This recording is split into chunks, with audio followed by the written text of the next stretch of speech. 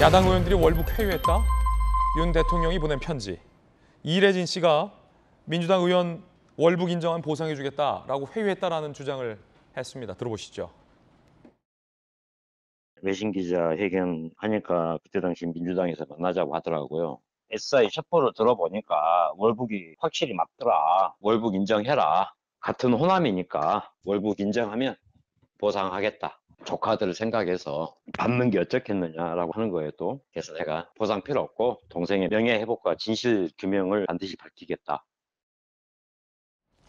이 말이 사실이라면 당시 여당이었던 민주당이 정부가 월북으로 발표하고 나서 월북을 인정하면 보상을 해주겠다라고 유가족들을 회유했다라는 이야기가 되기 때문에 상당히 큰 파장이 있을 걸로 예상됩니다.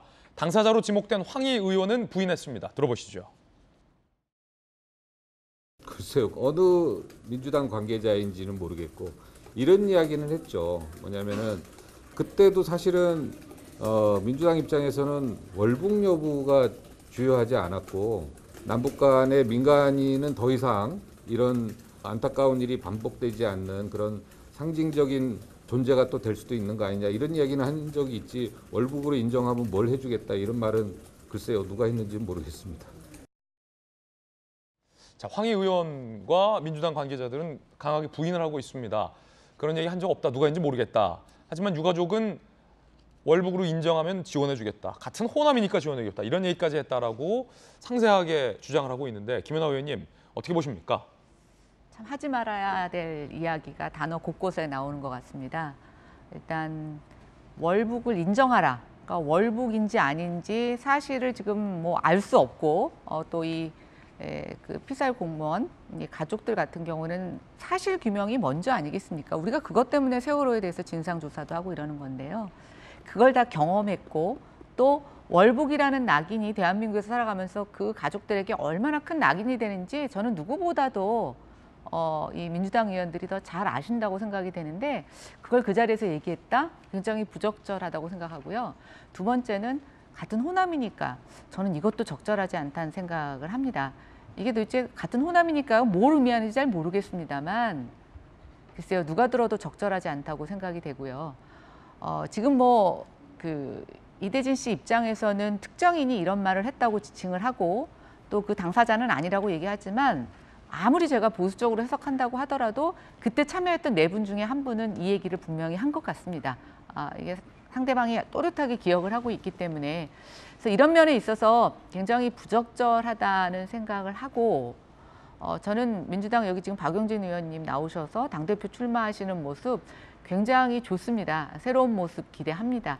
그런데 우리 운동권들이 또 민주화 과정에서 또 우리 남북관계에서 여러 가지 상처되는 단어들이 있었는데 그것들을 우리가 여과 없이 새 시대에서 똑같이 반복하면서 나에게 상대방에게 유리하게 불리하게 이용하는 이런 것들은 이제 우리가 정말 끝내야 되는 게 아닌가 생각이 들고요. 예. 이번에 이 공무원 피살 사건 같은 경우에는 어떤 정치적 유불리를 떠나서 진실을 규명하는 일이 가장 우선이라고 생각합니다. 지금 김연아 의원께서는 그런 얘기를 했으니까 유족이 이런 얘기하는 거 아니냐 했을 것이다. 굉장히 부적절하다라는 강한 비판 주셨는데 박용진 의원님.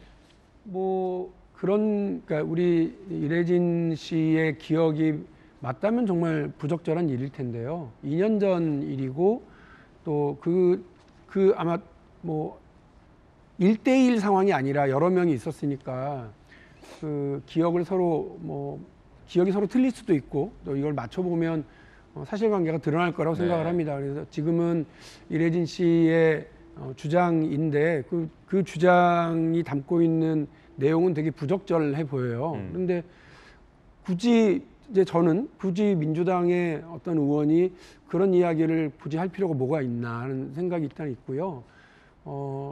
그 정보라고 하는 거, SI 정보라고 하는 게 보는 사람에 따라서 좀 다르겠지만 그걸 분석하는 분석관이 군에 있고 또 이러한 관련들과 관련해서 여러 정황을 또 분석하는 해경의 입장이 있고 이런 것들이 다 그대로 지금 존재하고 있는 것 아니겠습니까?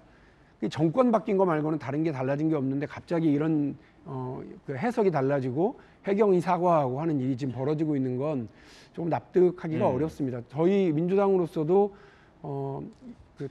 이런 일이 두 번 다시 벌어지지 않아야 된다라고 하는 것 하나, 그리고 그 진상과 관련해서 명확한 규명이 필요하다고 생각하는 것과 함께 이런 일이 정략적으로 혹은 그 전 정권의 망신주기 형식으로 진행돼서는 안 된다라고 하는 분명한 입장은 예. 밝히도록 하겠습니다. 그런가 하면 윤석열 대통령이 사망한 공무원의 아들에게 편지를 보냈다고 합니다. 윤 대통령이 어떤 내용의 편지를 썼을지 궁금한데 함께 보시죠.